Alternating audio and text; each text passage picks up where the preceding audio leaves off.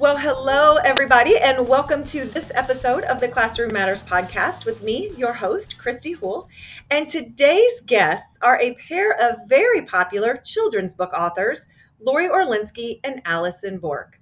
Lori is a CDC-certified bully prevention and response training and serves as a National Bullying Prevention Center ambassador.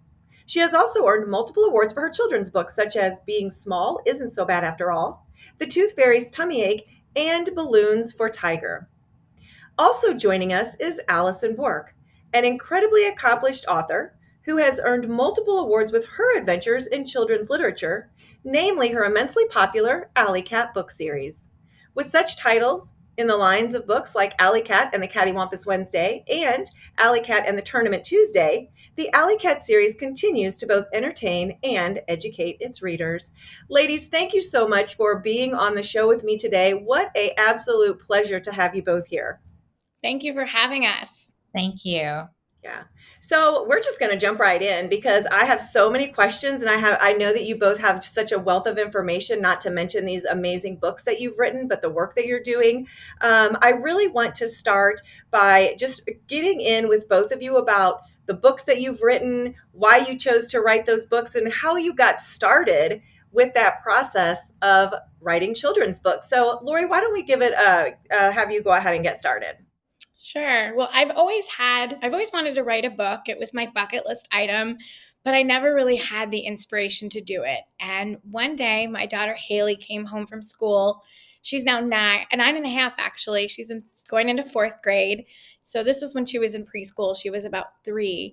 And she came home from school crying because the teachers had done a growth chart activity at school where they put their names on the wall and each child had like a masking tape mark where they were. And all of Haley's friends were at the top in the middle of the chart. And her name was like bumping up with the doorstop. So her name was all the way at the bottom. And she not only felt sad and different because she was short, but she felt like she was the worst because she was at the bottom. And so I tried to make her feel better. I am only 5 foot, maybe 5'1" on a good day. And I would tell her all the things that my mom told me, like, you're the last one to get wet when it rains. And then I just decided, let me find a book about it. So I went on Amazon and I typed in books for short kids. And I could not believe it. There wasn't one book that I could read to her that would make her feel better about her height. And so I wrote this story, Being Small Isn't So Bad After All, for her. And then I decided to publish it. And it really became known as a bullying prevention book. And so that book gave me the confidence to say, yes, I can be a children's author and I can do it again. And I love lesson-based books because you're teaching kids a lesson through a story. So they're not sitting down and having the difficult conversations. They're learning through someone else's experience. So I have written 2 other lesson-based books. One is called The Tooth Fairy's Tummy Ache, and it's about a little girl who swallows her first tooth. And so she doesn't want to disappoint the tooth fairy, so she puts a kernel of popcorn under her pillow, and all kinds of chaos leads to, the tooth starts popping. And so I won't spoil it, but the tooth fairy, gives the girl a lesson about being honest. And that was important to me because I noticed that my now 6-year-old was starting to, tell stories and lie a little bit. And then the last book that I wrote that's currently out is called Balloons for Tiger. That one's actually very near and dear to my heart. A couple of years ago, we lost our cat, Tiger, who was 18. We absolutely loved her, and it was very unexpected. And so we did a balloon release so the girls can let go of their grief. And they taped notes to the balloons. And I thought, they did the balloon release, and that would be it. And they just kept asking questions. Where are the balloons today? How long are the balloons going to take until they reach Tiger? And I just started making things up like, well, Santa put the balloons in his sleigh today, or they saw a spaceship. And so I decided to make that a story to help children cope with the loss of a pet or any other loved one. And so that came out last May, and I am working on a 4th book, which will be out in March. And that one is more of a geography lesson about Chicago. I've been in Chicago almost 20 years, so I feel like it's definitely my home. And so this book uses two really fun characters. They're socks named Lefty and Righty, and they escape from the dryer and they go and have this really fun day out because they want to see a White Sox baseball game because they think that the White Sox are actually Sox like them. So they get to see all the sights and sounds of Chicago. That sounds really very cute. So I'm going to be looking forward to that coming out. And I want to go back to your latest book, Balloons for Tiger, because it's amazing how you're writing these books for children that are dealing with really sometimes some really serious issues.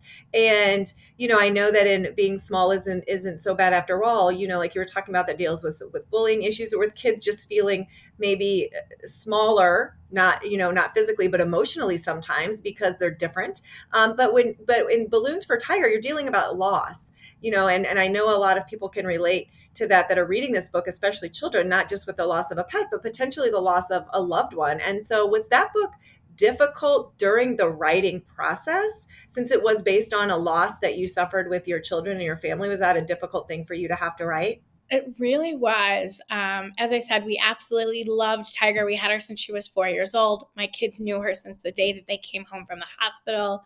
So it really was. It brought up some sad emotions. And so we decided to make it happy by collectively kind of getting together as a family and saying, what can we do that's special with this book? And so I decided to donate a portion of proceeds to the animal shelter where we got Tiger. And so they're here in Chicago. They're the Anti-Cruelty Society, and we've since then had a cat and a dog from them. So I work very closely with them, and so it's a sad thing that happened, but we've found a way to make it.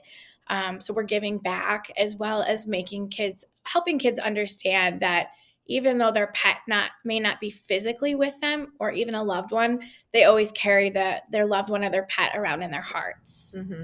And I think what's great about both of you is that you're both writing about real situations and real things that kids are going with, but in a fun, exciting, adventurous way to make kids understand it's not just you. This is happening to a lot of kids, and these are some great ways that you can handle it. And so, Alyson, I'm so intrigued by your story. First of all, because I know before you started writing children's books, you held many other careers and positions in your former years. And so I know that you were an elementary school teacher, and then you went on to law, and now you're writing children's books. So it's really kind of interesting how that came, because you think of teachers, an elementary school teacher, and then going into law, and now you've sort of circled back into elementary school age books. So tell us a little bit about that journey and what that was like for you. So, yes, I got a degree in elementary education. I taught school for 1 year. Always planned to go to law school because honestly, I had watched Legally Blonde at the time. And Yes.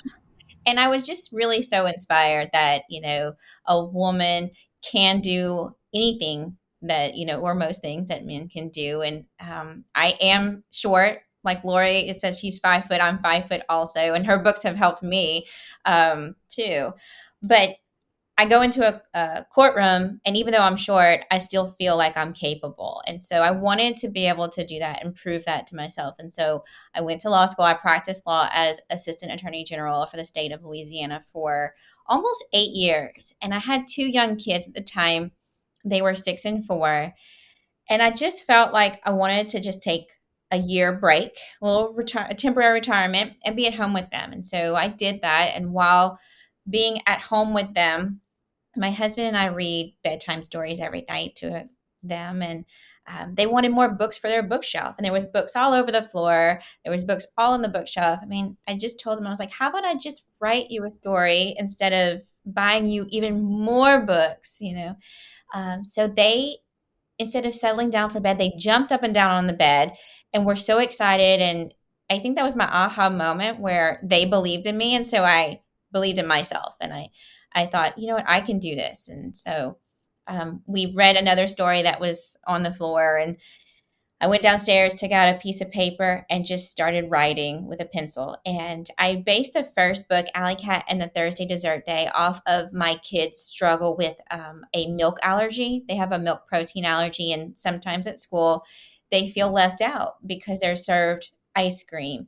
Well, times have changed. There's such a variety of things now. But at the time, they were feeling excluded. So in the first book, I wrote about Alycat, the main character, missing out on dessert day and how she can problem solve and fix her own problems with her own creativity, her imagination, support from family and friends. And so that's the kind of lessons that I have in all of the books where kids are going to have things in their lives that they go through, and they need the tools and resources besides our voices as parents. They need those resources to help guide them to solve their problems. And so that's what I think books should be made for. I mean, in entertainment purposes too, but lesson-based books are just so useful, especially in today's society. So I wrote that first book in 2016 and ended up getting published. And I just released book 5 last week with my publisher, and I've written book 6 and it's in production, and I'm starting to write book 7 now. So all the books are based on a day of the week. And so I'm actually on my last day of the week, and everyone will ask, well, what are you going to do next? But I want to write about seasons, maybe Christmas time, summer, or even like the months of the year, because there's so many different national holidays that come about. So that's kind of the goal for the series. And needless to say, I haven't gone back to practicing law because this is just so much fun. Yeah. And I think listening to both of you, I am so amazed and enamored by your motivation and your drive. And, the fact that you have both written several widely popular books. You've been featured, Lori, I know you've been featured on news programs and television, and Allie, you've been featured all over the world, the Duchess of York and Times Square and all these wonderful things. And I know that there are people listening. There are moms listening. There are teachers listening. There are women just like you saying, how did they do that? Like, they're saying, I don't have time, or I don't know if I could come up with a story. Or so what was that process like? Because you both have families, you both had other careers, you both had other things, but yet you're now these widely popular children's book authors. And I know some people think that, well, there's just no way that I could ever do that. So for me, I would write in between taking my kids. They were at gymnastics, and I was sitting there like typing up in the notes on my iPhone. I would write things, and they're at karate, and I'm typing things. So I kind of maximize my time in between shuffling my kids around. And honestly, I had my phone wherever I went, and I had the recording app. And just as things popped into my head, I would just record the ideas. And then, I'm kind of a person who likes to do things all together. So once I had a bunch of ideas, I guess kind of sat and did it. I worked on a lot of iced coffee. I probably kept Starbucks in business on my own. But a lot of iced coffee and a lot of late nights and early mornings. And just the first book was for me the toughest because I didn't know what to expect. And honestly, I really wrote it for Haley. But then when I was kind of polishing up to send it to a publisher, I overthought it a little bit. And so I learned kind of go with your gut and not to overthink things. And it's great to have someone like Allie in my life too, where I can just say, hey, I have a draft of my book. Can you read it and give me your honest feedback? Because my husband, my family, they'll tell me this is a great book, and they're not, they don't want to hurt my feelings. But it's nice to have another author that'll give you constructive criticism. Mm-hmm. Yeah. And what about for you, Allie? Where do you find that inspiration and that drive to just keep coming up with these amazing stories? So for me in my life, I'm kind of a control freak. I'm very type A, and so I like to plan everything out. And what I've discovered over the last 6 years that all of my inspiration and all of these ideas have come from children, whether it's my own children or children at author visits or in the libraries. It's just something about them. They have really great ideas. They really bring out that animation, that imagination, everything that you need to be creative in your life. And so just watching my own kids in their day to day, what they go through, and really talking to kids at author visits, and finding out, and observing, they'll be sitting there watching you in an author visit, and they'll start fighting over something. It could be a sticker, that's important to them. Sleepovers are important to them, birthday parties, and just finding out what's important to kids. That's your audience you're writing for. And like Lori, I bring a notepad and I bring my phone everywhere to write down ideas, because sometimes they pop in your head and then they're out because you have a grocery list. And it's just making that time. I usually write at night when my kids are in bed, or maybe on the weekend I sit outside, maybe while the sun's setting, and just kind of zone out and write. But just making time for you is the best advice for those who are looking to start writing any kind of book. Yeah. And it sounds like it was sort of like an informal beginning, where you're not, I think a lot of people might be under the impression that in order to write, I have to have like the perfect setting, and I have to be able to sit down at my desk for so many hours a day and come up with all of these ideas. And really, it just sounds like in your spare time, whether you're jotting down notes at the grocery store, or whether, like you said, Allie, your kids are in bed and you're just sitting down with maybe a cup of coffee and relaxing and jotting down ideas, that it really is just the continual writing process, whether it's on your phone, on a notepad, on a Post-it. In the middle of the night, there's those people that wake up in the middle of the night and have the notepad next to their bed and they jot down ideas. And then you just sort of put all that together. So I think that's inspirational for people listening, whether they're teachers, who have been around children and read children's books like both of you, where you're getting your ideas from. And so that leads me to my next question for both of you. You've both talked about not only having young children, but being around young children, being in settings with children, and a lot of children's literature. And so are there stories or incidents that you've had where you have had children or families or teachers reading your books that have really made an impact on them, where someone has reached out to you and said, wow, this book has really impacted me or my child or my student because of a certain reason? And if you have those, I'd love to hear some of those. So gosh, it still kind of touches my heart today. After I released Being Small, I thought that it would just be well received by my family and friends and my close-knit group, and I ordered a very small amount of books. And the day of my release, the book sold out. And so I had to order them 4 more times in that same month. But I heard from a woman whose daughter was going through, she had just started growth hormone therapy because she was on the shorter side, and the family had made the decision together that, she was embarrassed by her height, and she wanted to perfect herself by, taking these growth hormones. And her mom said she read my book to her daughter, and the daughter said, you know what, I'm okay with being small. I don't want to continue with these growth hormones. I am who I am, and I love that. And for me, it was just amazing to see that my book not only made a difference for my own daughter, but for someone else. So I carry that with me wherever I go. Books touch people in so many different ways, even if it's not the intention. So I thought that my book would only resonate with short kids, but it turns out my book resonates with tall kids because they feel different. My book may resonate with kids with red hair because they feel different. It has a message that everybody can understand. So I love hearing those kinds of stories. And some books are out there to entertain, some books are out there to educate. And I think it's great when you can blend them both. Mm-hmm. Yeah. And I can definitely attest to that as well, Lori, and we had another event where we actually got to hear you read that book. And I think after you read Being Small Isn't So Bad After All, I had told you I kind of got goosebumps, and it made me kind of emotional to think of these kids that feel different, and that could really apply to so many children, and thinking of my own boys that have had their difficulties growing up and feeling different. It really is a very well done, sweet, funny, but touching book. So, and Allie, what about you? So with the latest book that I released, Alycat and the Cattywampus Wednesday, this book was written during the pandemic. I just didn't want to write a book about the pandemic, but I wanted to be able to provide kids with a resource and a tool that allowed them to try to problem solve during a day that feels backwards or crazy or just, out of the norm. And that's what cattywampus means. It means, backwards and something that's just not going as it should. And so that's kind of how we all felt during the pandemic. We didn't know what the next day would bring, but we did know that we could pick up the phone and our friends and our family would still be there.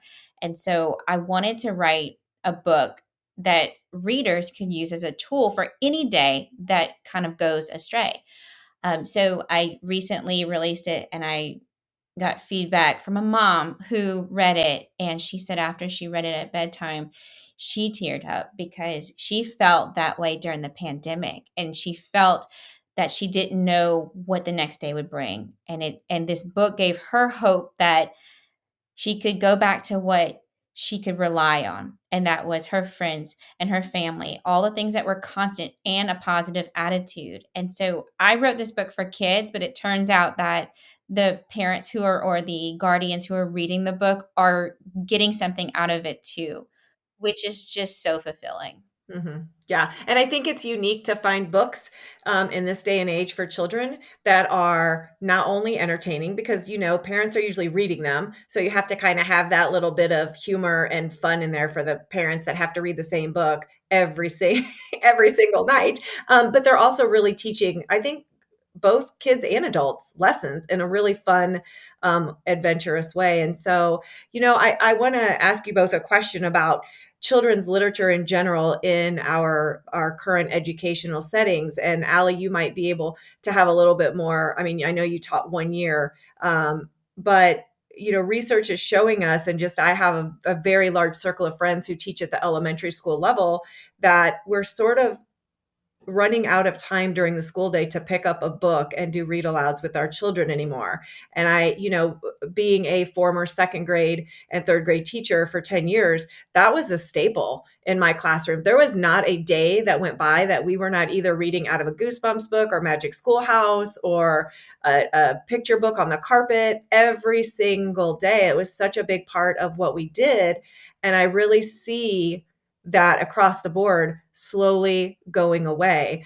And so my question for both of you is, are you seeing the same things? And how does that sort of make you feel? And what message would you give to teachers or parents that are saying, well, we just don't know if we have that time anymore? One thing that jumped out during the pandemic, I think read alouds became really popular, where authors would get on YouTube and they would read their books to kids. There were even celebrities like Jamie Lee Curtis and Jennifer Garner were reading books to kids. We saw the rise in so many interactive apps where kids could actually read a book with somebody on the other end, and they can both see the book and both see each other's faces and flip at the same time.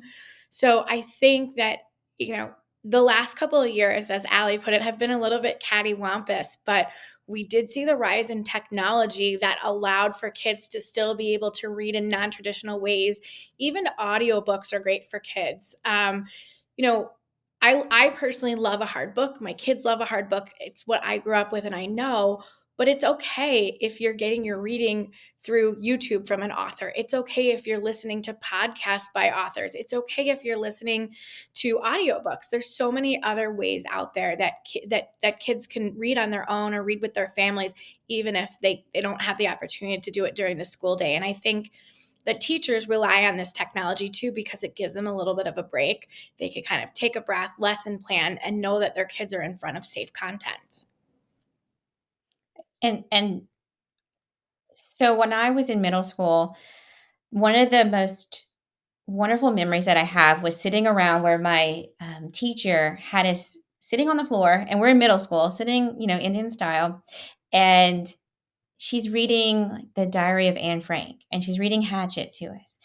And just being able to do that, have that quiet time and kind of zone out and learn was something that I took with me forever. It's not just about the story. It's about the good memories that you make sitting around and reading stories, whether it's with a teacher, with a parent, or by yourself, because you'll remember that story and that place and time when you were kind of lost in that world.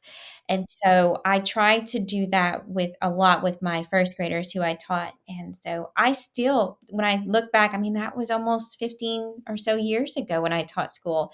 And the memories that stick out are when I'm sitting on the carpet with them and they're gathered around and we're reading these little first grade books. And those are special moments. So it's not just about the story and the text, it's about having those kind of shared experiences together. Mhm. Yeah, I would definitely agree with that, and I really hope that we, as educators, whether it's parents finding the time or teachers finding the time to really put great books, children's literature, in our kids' hands. I like hard books too, Lori. I know it's like we're kind of at the point where we're like, oh, if I have to have my kids read a book on the computer, that's better than nothing. But I just really am. And I think a lot of authors and educators and parents that read to their kids a lot are really more biased towards hardback books because you can like hold it and feel it and smell it and turn the pages and like see I everything, like right? that newspaper. I like the feel of a I know. newspaper and the smell of a newspaper, and I don't think my kids even know what that smell is. No. Yeah, kids aren't really familiar with newspapers, but like that feeling when you walk into the bookstore, right into the kids section, and you see these, I see Allie's books behind her on the stands, and you see these books on the displays, and you just want to like grab them all up and bring them all home with you. So I'm thrilled that you're both doing that and that you have more coming out. I'm so excited about that as well. And so I want to sort of end this session by asking you both if you could choose some legacy or some lasting impact that what you're doing now would leave on kids and educators and parents. And I know that's kind of a hard question, put you on the spot. You're like, oh, that's a really deep question.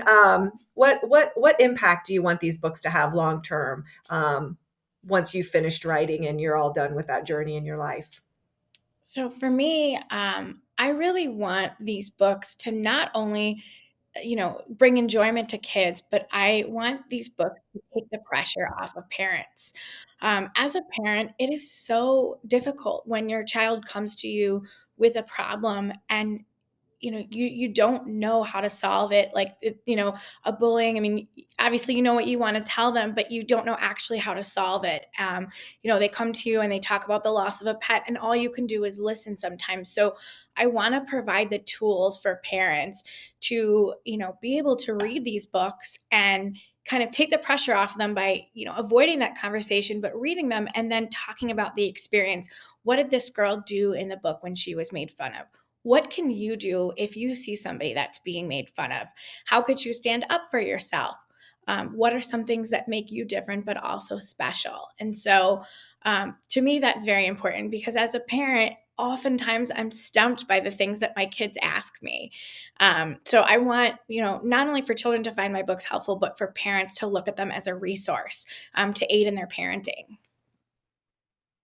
And so my long-term goal is the readers that I'm reading to and sharing these books with now, I want them to share it with their own kids and their grandkids. And I want it to last. I want them to be able to one day read it to their own children, or if they're a teacher, to their classroom and say, here's books that I really liked and I could see myself within this story. I want readers to be able to resonate with a character because a different there's just there's a ton of different characters with different traits in each of the books. And so if they can see themselves in the book, whether they're shy, whether they're an extrovert, whether they like dessert or don't like dessert, it can be simple, it can be something that's deep. I want them to be able to say, one of my favorite books growing up was one of the Alycat books, and this is why it helped me through this. Yeah. And, correct me if I'm wrong, but I doubt that either of you started this journey, solely based on you wanted to become a millionaire publishing books. It sounds like it all was passion projects, came from your heart, came from a place of wanting to inspire and motivate and help other children and to leave a legacy for your own families and children. So, and I'm very confident that you have both are accomplishing that goal with the books that you've currently written and the books that you continue to write. And so thank you both so much for sharing your journey with us, sharing your work with us and your passion and your time to be on the show today. I really, truly appreciate both of you. Thank you. It was such an honor to come here and talk. Allie and I have so many commonalities within our journeys. And so it's always a pleasure when we get to do it together. Mm-hmm. Yeah. Yeah. And tell real quick our listeners where they can contact you and where they can find you. And listeners, as you know, I'll have all this in the description page. So don't feel like you have to write this down, but I do want to let Lori and Allie know where you can get in touch. So you can find me on LoriOrlinskyAuthor.com, and my handles on Instagram and Facebook are also at LoriOrlinskyAuthor. And you can find me at AlycatSeries.com, and my handles are at the Alycat Series on Facebook and Instagram. Thank you both so much again. And this is Kristy Houle signing off for this episode of the Classroom Matters podcast. And don't forget to check out all of our great resources at the educate.today website.